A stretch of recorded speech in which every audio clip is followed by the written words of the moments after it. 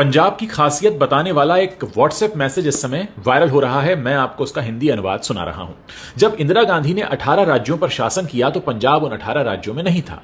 अब जब मोदी 19 राज्यों पर शासन कर रहे हैं तो पंजाब उसमें नहीं है। जब अंग्रेजों ने पूरे भारत पर शासन किया तो पंजाब उनके शासन में आने वाला आखिरी राज्य था और उसने तुरंत स्वतंत्रता के लिए संघर्ष करना शुरू कर दिया। अंग्रेजों के खिलाफ स्वतंत्रता संग्राम में पंजाबियों का योगदान 80% से भी ज्यादा है।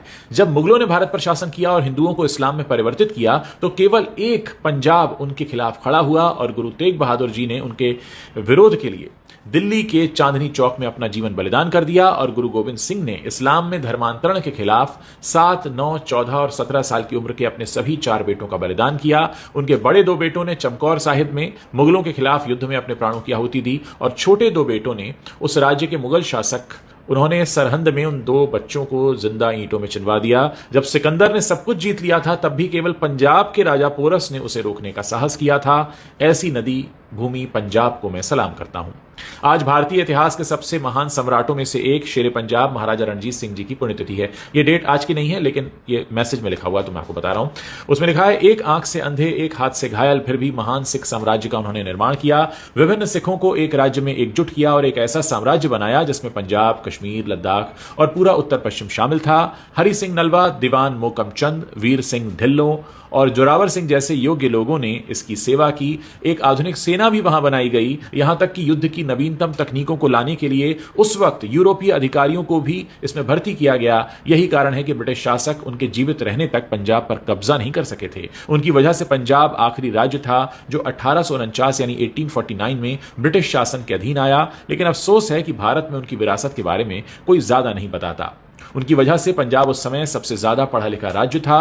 भले ही उन्होंने यूरोपीय अधिकारियों की भर्ती की लेकिन यह सुनिश्चित किया कि वो सख्त आचार संहिता का पालन करें, वो गौमांस न खाएं, धूम्रपान न करें और शराब भी न पिएं। वास्तव में रणजीत सिंह जी ने अपने साम्राज्य में गौहत्या पर प्रतिबंध लगा दिया था। एक धर्मनिष्ठ सिख जिसने कभी धर्म के आधार पर कोई भेदभाव नहीं किया, उसके दरबार और सेना में हिंदू, सिख और मुसलमान बराबर संख्या में थे। वो एक सच्चा धर्मनिरपेक्ष राजा था। उसका वित्त मंत्री हिंदू ब्राह्मण था, उसका प्रधानमंत्री डोगरा था, उसका विदेश मंत्री एक मुसलमान था। उसने स्वर्ण मंदिर का जीर्णोद्धार भी करवाया, उसे सोने की प्लेटें दी और हिंदुओं और मुसलमानों को भी उनके मंदिरों और तीर्थ स्थलों के जीर्णोद्धार के लिए बराबर मात्रा में सोना दिया।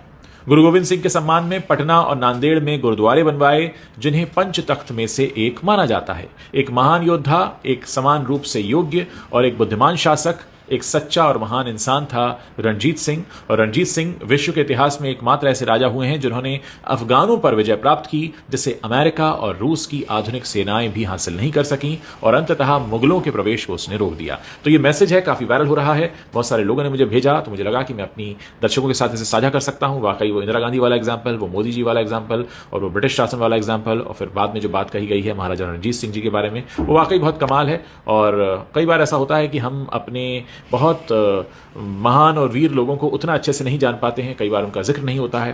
तो कई बार ऐसे व्हाट्सएप फॉरवर्ड्स जो होते हैं वो कुछ अच्छा काम भी कर देते हैं। जरूरी नहीं है कि हर बार व्हाट्सएप में आने वाला कोई मैसेज एवं ही हो। कई बार बहुत सी ऐसी जानकारियां भी आपको मिल जाती हैं जिन पर आप ऐसे तो गौर नहीं करते, लेकिन अगर इस तरह से आपको बताई जाए तो आपको लगता है कि हाँ वाकई कितना कुछ हुआ है। क्या सोचते हैं आप इसके बारे में? मेरे इस वीडियो के नीचे कमेंट करके आप बता सकते हैं।